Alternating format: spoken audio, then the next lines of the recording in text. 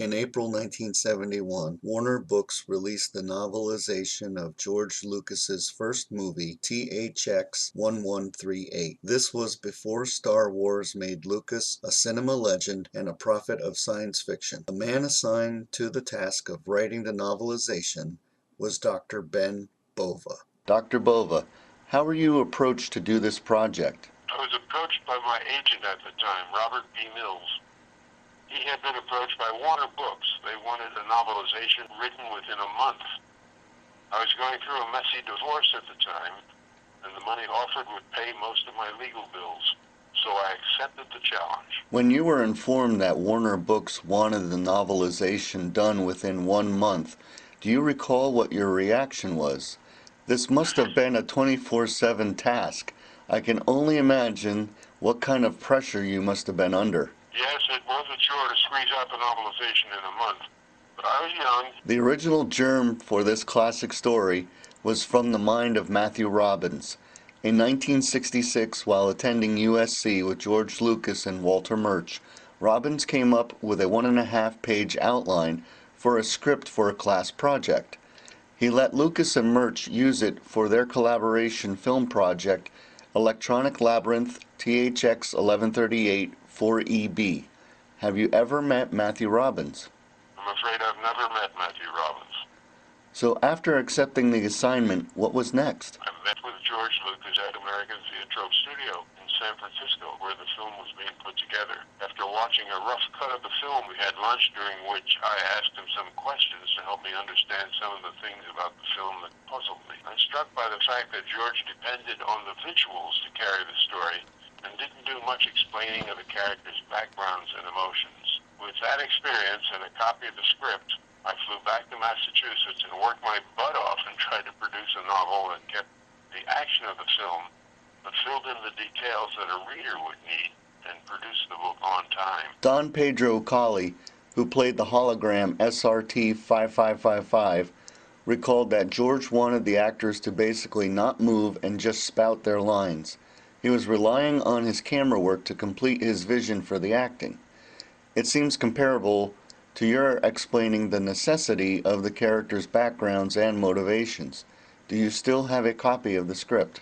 I do not have a copy of the script. It's a victim of the divorce from my first wife. I have some in-depth questions regarding your input to the novelization versus the script. I'd be happy to try to answer your questions. Just remember that writing the novelization took place over 40 years ago, and it happened in a blazing hurry. I don't know how much detail I can dredge up. My first question is in regards to Ohm's mantra.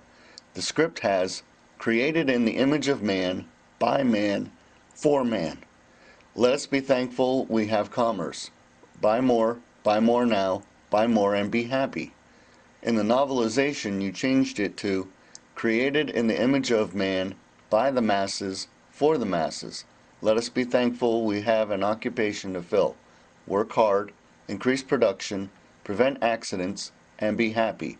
Why did you change Ohm's mantra? Well, I changed the mantra because, quite frankly, I thought the line in the script was obvious and corny. The changed mantra is, I feel, subtler, but accomplished the same goal: to get the masses to produce and therefore to consume.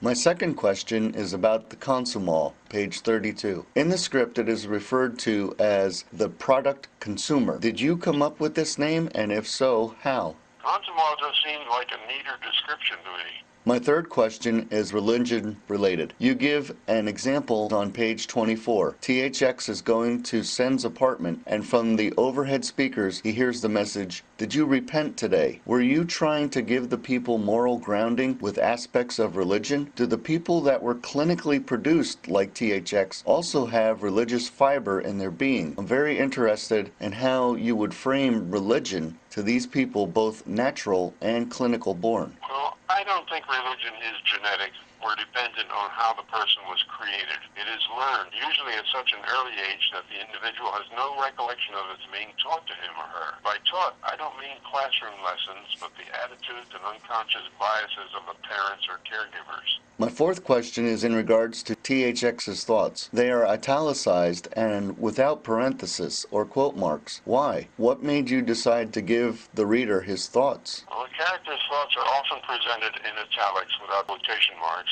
to identify them to the reader as internal thoughts, not spoken dialogue. I felt it helped the reader to understand THX's motivations, but they could see what he was thinking of at certain points in the story. Why are there two different endings? Well, the different endings came about because Warner Books, in its hurry to get the novel was still in theaters, accidentally dropped the last 3 pages of my manuscript from the novel's first edition. It made little difference to sales because the film didn't last in the theaters for more than a few days in most cities. Financially, the film was a disappointment. Later, when Lucas became famous from Star Wars, Warner Books brought out a new edition of the novel that included the final 3 pages of manuscript. When that first edition came out, though, I got a lot of calls from my writer friends asking about the enigmatic ending. My last in-depth question regarding this wonderful novelization is in regards to the ending. Can you recall why you wrote the last 3 pages of the second printing the way you did? Well, to show that it is perfectly safe to live on the surface in the open. Lucas accomplished this by showing a bird flying past. I thought the written text needed a little more than just that image. Were you given an explanation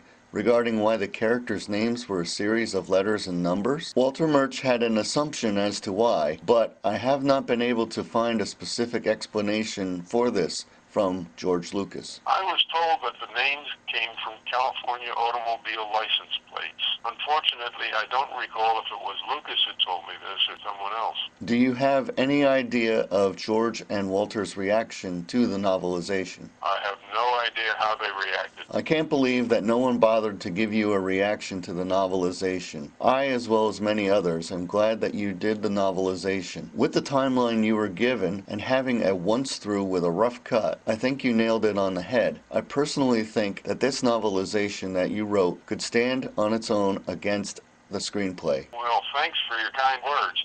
I think that Lucas and his people looked at the Warner Books operation as something that was imposed on them. They certainly didn't seem to have the slightest interest in it. I find it amazing how a story snapshot of the distant future that was written 40 years ago can contain so many elements of our current day society. Can you make any comparisons to our world today with the world in which THX lived? Well, we haven't had a nuclear war or ecological collapse yet. That's the major difference between the world of THX 1138 and our own. The trend toward increasing government control of individual liberties is real, however. It is a factor of increasing population growth. In the credits for the film Repo Men, you are listed as a futurist. What does that mean to you? Well, futurist is a term that people use when they fear that science fiction writers sounds too unserious. There is a World Future Society, a professional organization of people who call themselves futurists and make their careers predicting trends and breakthroughs for business and government clients. I consider myself to be a science fiction writer. I've made accurate predictions in some of my stories because I not only look at the trends and the breakthroughs in a wide number of fields, but I try to figure out how human beings will react to them. Were you considered a futurist when THX was released? I don't think Warner's considered me a futurist when they signed me to write the THX novelization. I believe they considered me to be a writer. Thank you, Ben, for being such a gracious interviewee. You are an incredibly intelligent and gifted human being. Thank you for your ideas and contributions. Well, thanks for your kind words. Cheers.